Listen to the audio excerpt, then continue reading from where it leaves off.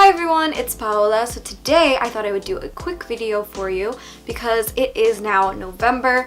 It is almost time to vote, and I thought it would be interesting to talk about this quick little story about a time that graphic design and bad design affected and changed the outcome of a presidential election. Okay, so the year is 2000. I wish I had a flashlight so I could be spooky. But the year is 2000. It's the presidential election between Republican candidate George W. Bush and Democratic candidate Al Gore. So in this election, obviously, every county in every state is voting, and they're voting on their ballots. And this is where the design comes in, okay? So in Palm Beach County, in Palm Beach, Florida, you know it, you've heard of it. If you haven't, it's in Florida.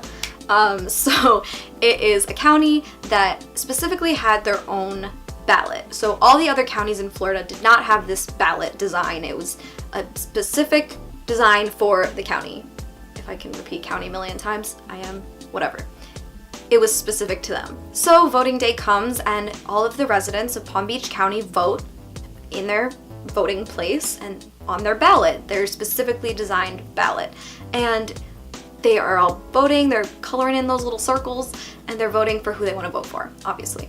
And then something weird happens. So on the ballot, there's not just the candidates for the Republican and the Democrat Party, there's also other parties on there and other candidates. So there's other names, and so there is a person from the Reform Party that is named Paul Buchanan.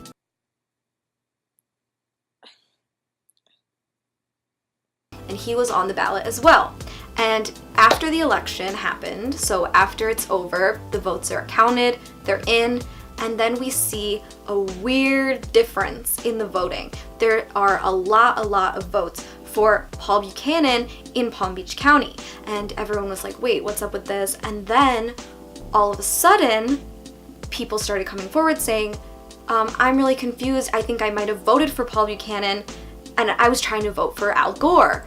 And then all of a sudden, like hundreds of people from this county come forward and they're like, yeah, I think my vote was counted as Paul Buchanan instead of Al Gore. So all these Democrats from this county are like really confused and like, what the heck? Because Al Gore lost this county. He didn't even win or whatever because Paul Buchanan all of a sudden has this votes.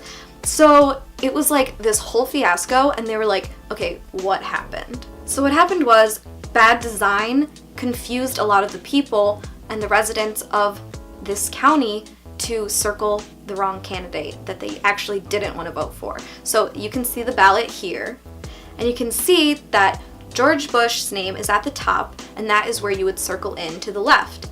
Then one step down from that is Paul Buchanan's name on the right. That second circle is technically voting for Paul Buchanan. But right underneath on the left side is the Democratic candidate Al Gore, and that is technically where you would have to mark it on the third circle.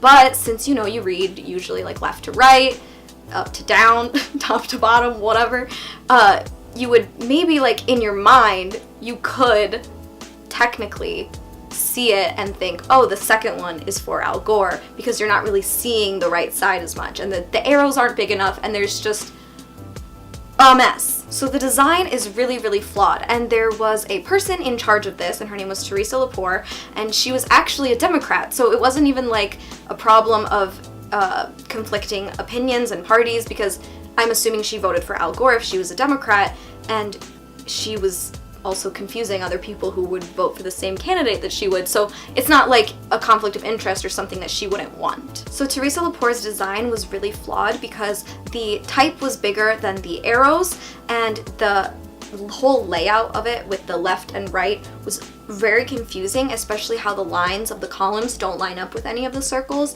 It just looked really off, like you weren't really sure what you were doing when you were actually casting your vote on the ballot, and so it left a lot of people confused. And she said about it that she was trying to make the type bigger because there are a lot of older residents in this area and they can't really read the ballot when the type is so small. And so there's all these different factors going into it. It's like older people can get confused easily with the type and the circles, and it's like a whole mess. So you might be thinking, why didn't anybody say anything when they were voting? Why didn't they say like, oh, this is so confusing, blah, blah, blah. I don't think people knew that they were confused as it was happening. It was one of those things where you kind of assumed it was how it is, and you just kind of go, okay, yeah, second one, and your brain just doesn't think like, no, this is off. It doesn't stop for a second to think about that. So it was just blind voting. It wasn't really thinking that you're making a mistake or doing something that you're not intending to when they were doing it. So no one was going to come forward and say it because they didn't know they were making a mistake. I read an article that was called the Palm Beach Voting Fiasco, but I've heard about this other times, but they actually made a sample ballot with a better version, and I actually think that it does do the job a lot better. The arrows are bigger, and it shows exactly how it would go. And honestly, like, can you imagine that graphic design of all things was the most important factor in this? Because it's like, when you think about it, design is everywhere, and that's what I'm always talking about on this channel. Design is everywhere. It's so important, especially in like a very, very important thing is an election. Like, you gotta get that right. We don't want to confuse people. We don't want to like guide them wrong. Like, let people vote for who they want to vote for, because that's democracy. So this might seem funny now, because like when I'm telling the story, I'm like, wow, that's ridiculous. Like, how did that even happen? Like, it's just weird. But I mean, 18 years ago, like, it was very serious. The people of Palm Beach were super mad, and people were suing people.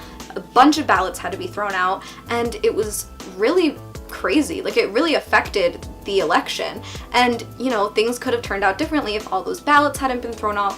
It was like a huge thing, like crazy, right? Like, when I think about it, I'm just like, wow, like I can't imagine. I would get so mad if that happened to me when I was voting, you know? But ultimately, to me, it is so interesting that graphic design can affect a whole election, and it was just a very fascinating story. So I thought I would share it with you because, you know, I talk about graphic design, and also because voting is coming up Tuesday, November 6th, and I am so passionate about telling people to vote, and I think it's so, so important to have your voice heard. And I think a lot of people don't think that they can make a difference in voting, like by voting, but like if literally the piece of paper can make a difference, then you can make a difference. So go out there and vote on Tuesday, November 6th, and make sure you check out all your like requirements and everything, and I will link a lot of resources below if you have any like difficulty with that.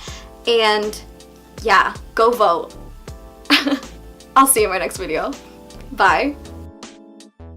I'm voting on November 6th because I care about my well-being, my future, and other people's futures as well. So go do it. I know it's not a presidential election on November 6th, but it is so, so important. So go out and vote. I'm voting. You can vote. Everyone's voting. My mom even voted, and she's gonna be out of the country. So go for it.